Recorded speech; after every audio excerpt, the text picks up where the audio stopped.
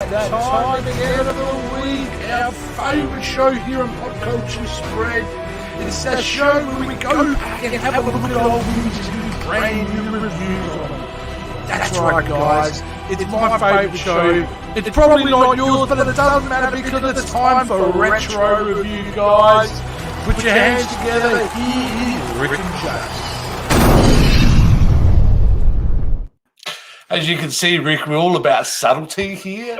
What an intro, mate. What an intro. Probably a bit. I actually really looked at that today and thought, maybe I went a bit too far there. Just had a moment. But there you go. Here we are. So, what is the retro review, everyone? Welcome to the show. As you can see, we're doing a new review on X-Men, a 21-year-old film.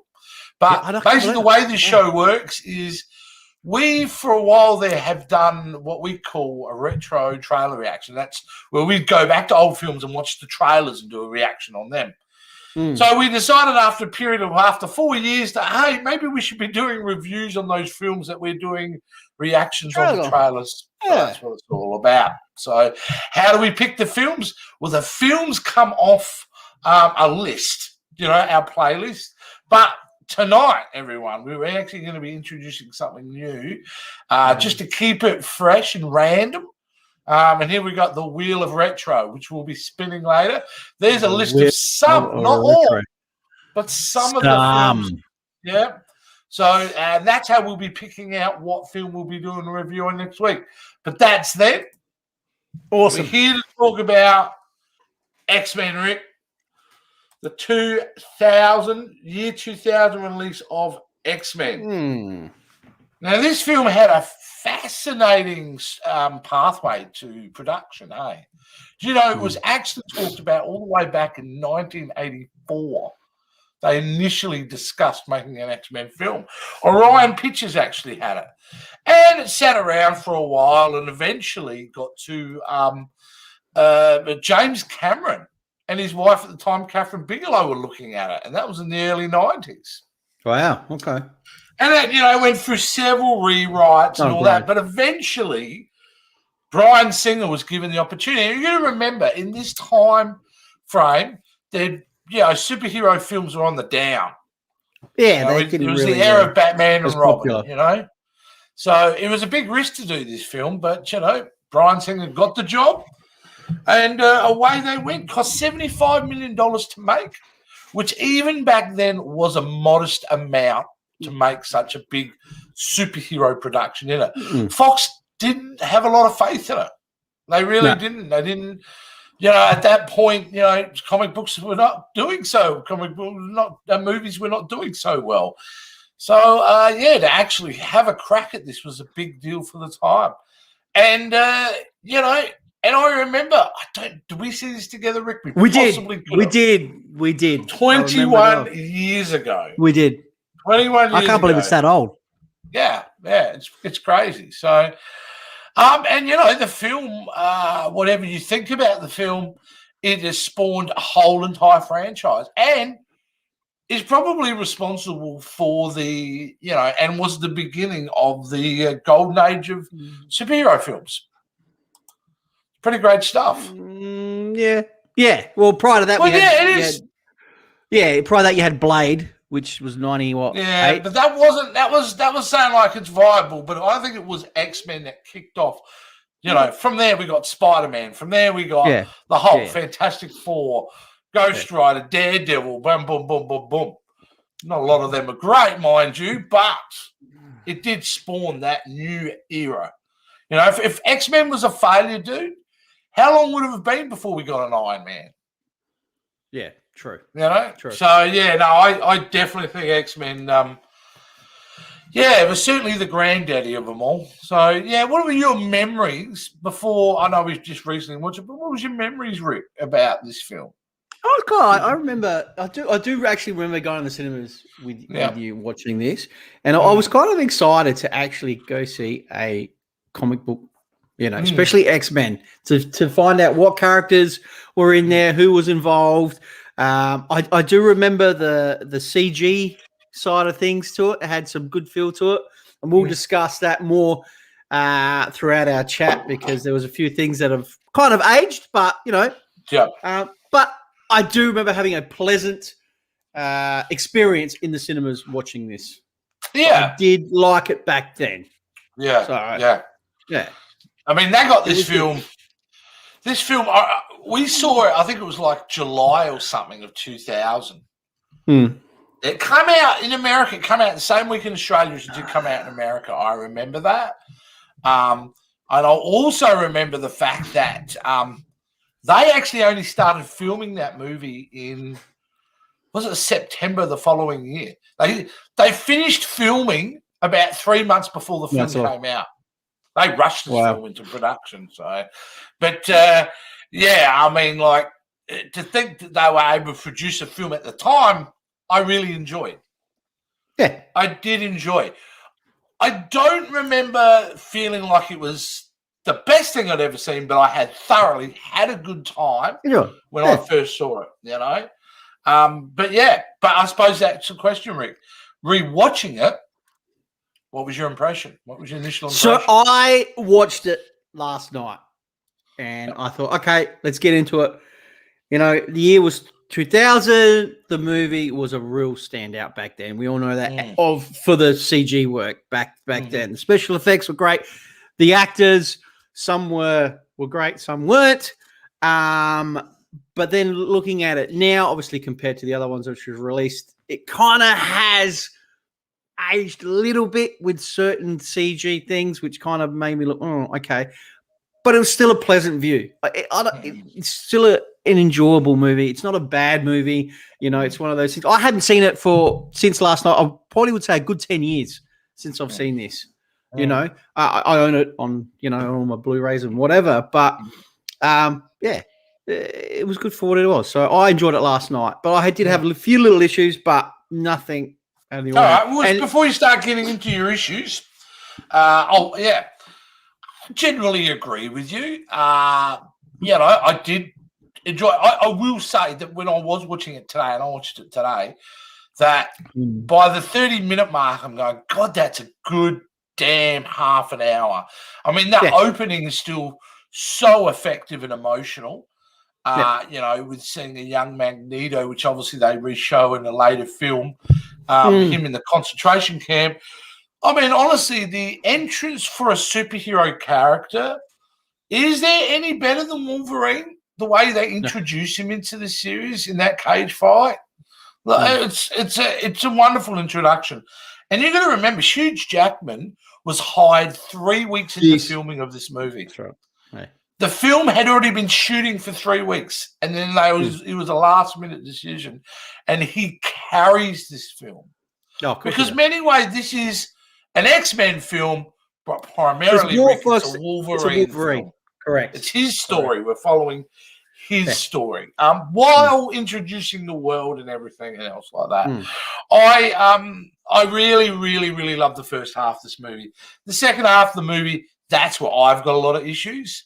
But we'll kind of get into that. But overall, look, going back to it, I don't think... it didn't age as bad as I thought it was going to age. I thought it still held up reasonably well. Yep. For a film that is 21 years old, I thought it was pretty good. And the CG, Rick, but it is 2000. There was a couple. Well, that's right. There was just some,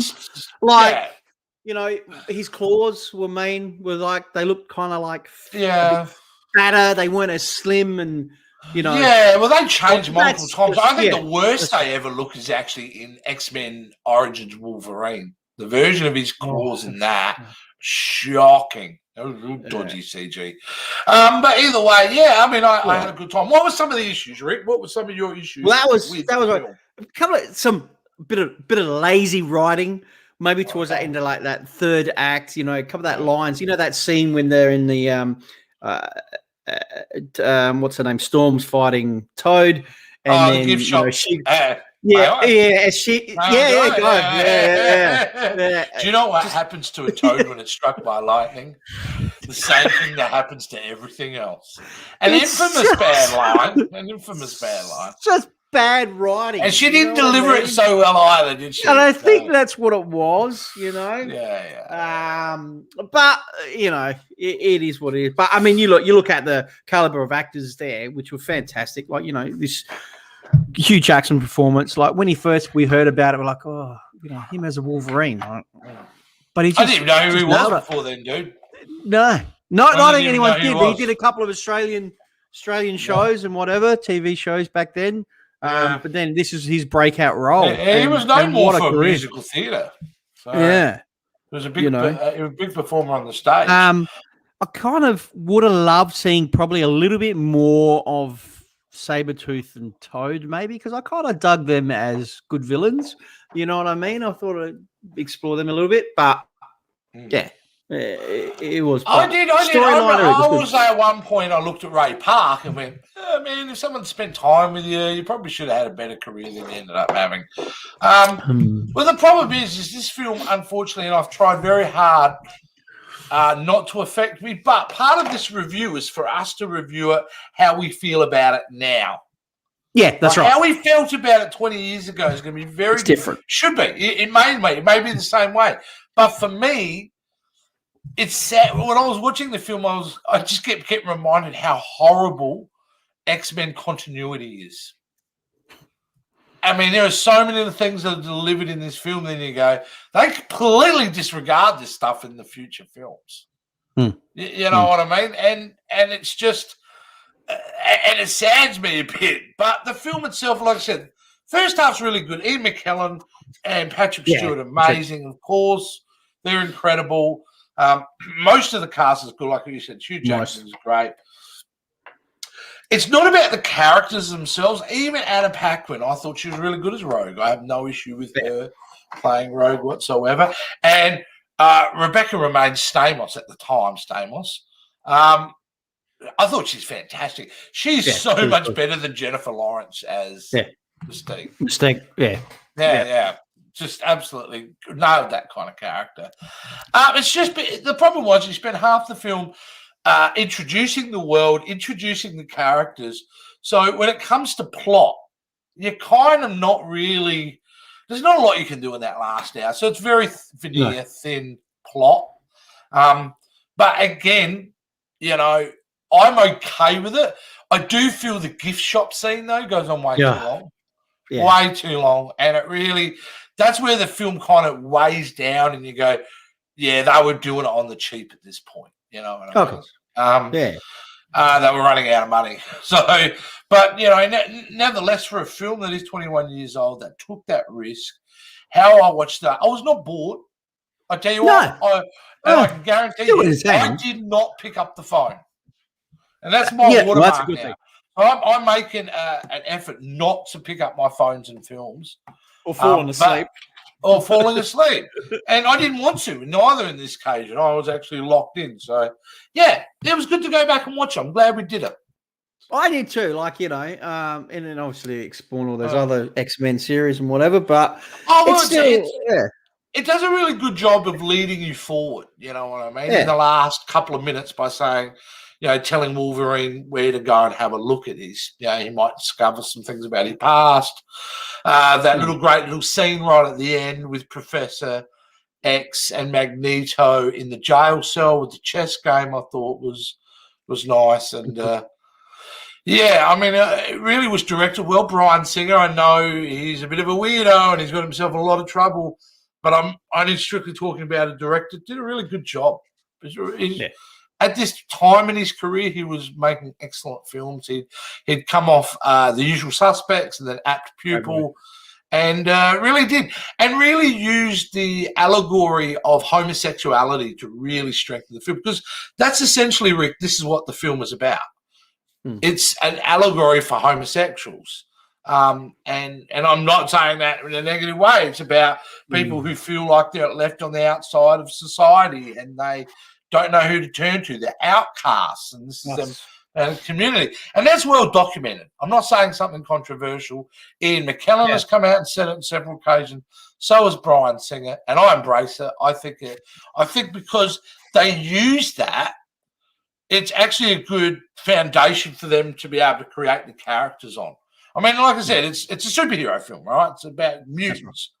But if that's what the subtext is, and overall, mate, it started a really great franchise, which honestly fell over there after the second one. I mean, he went on to make X-Men 2, which we obviously won't be doing in this series because that came out in 2003, I believe.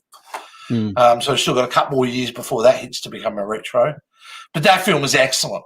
X-Men 2 is still one of the best comic book films ever made in my book, and then he went on to do Days of Future Past, which is right up there as well. Bryan Singer, X-Men 3, obviously, and Wolverine. Origin Wolverine was terrible. That was terrible. But yeah, I mean, the start of a pretty decent franchise. So really tapered off in the end, didn't it? By the time we got to Dark Phoenix, but this film especially. It was entertaining. It was enjoyable.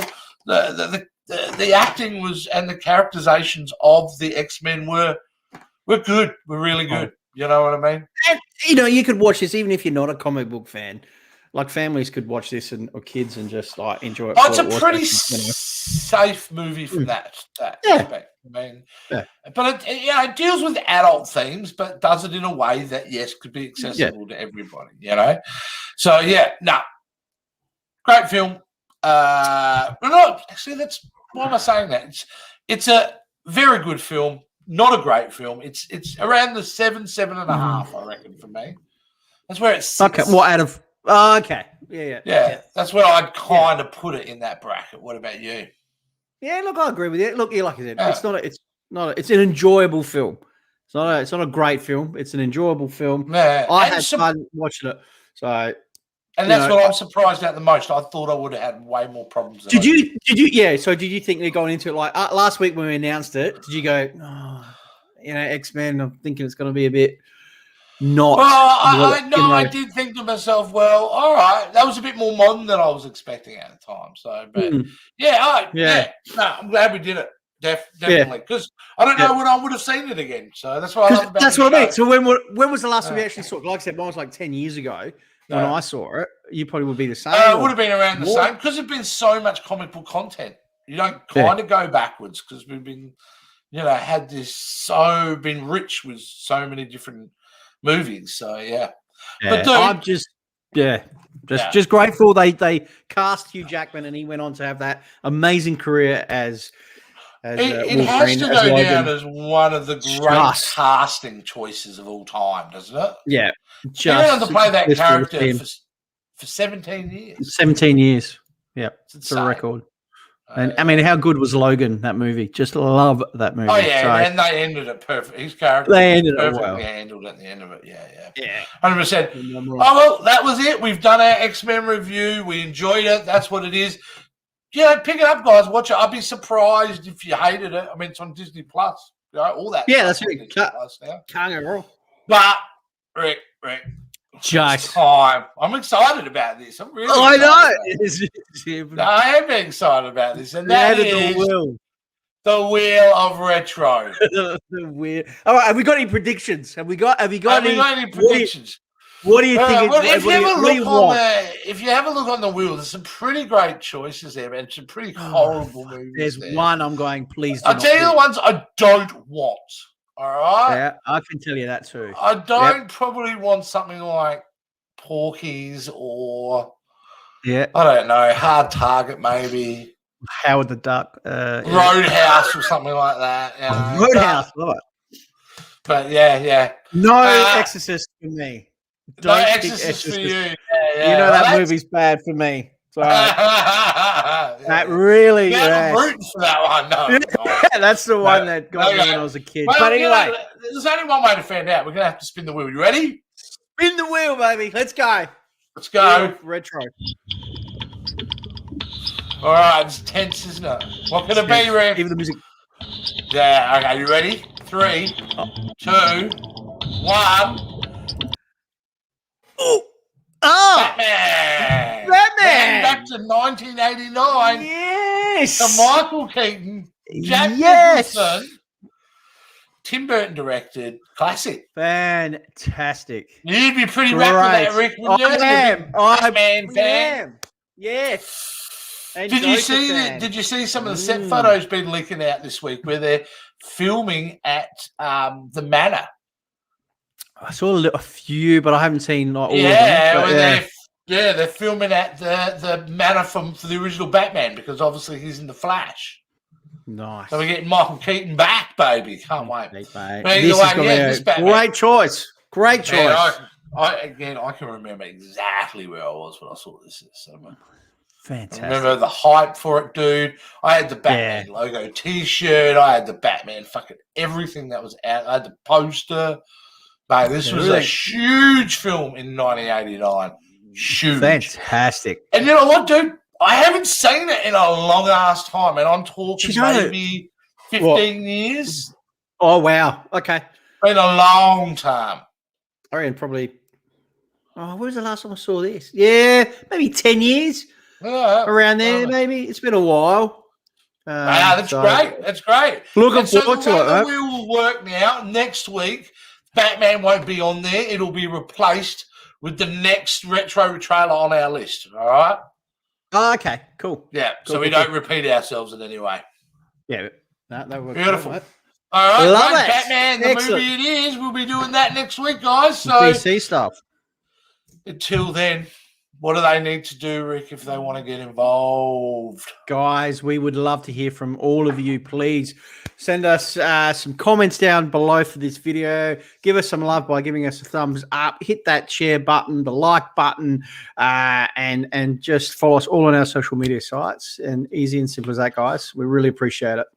Excellent, guys. We will see you next time. Next week. See ya.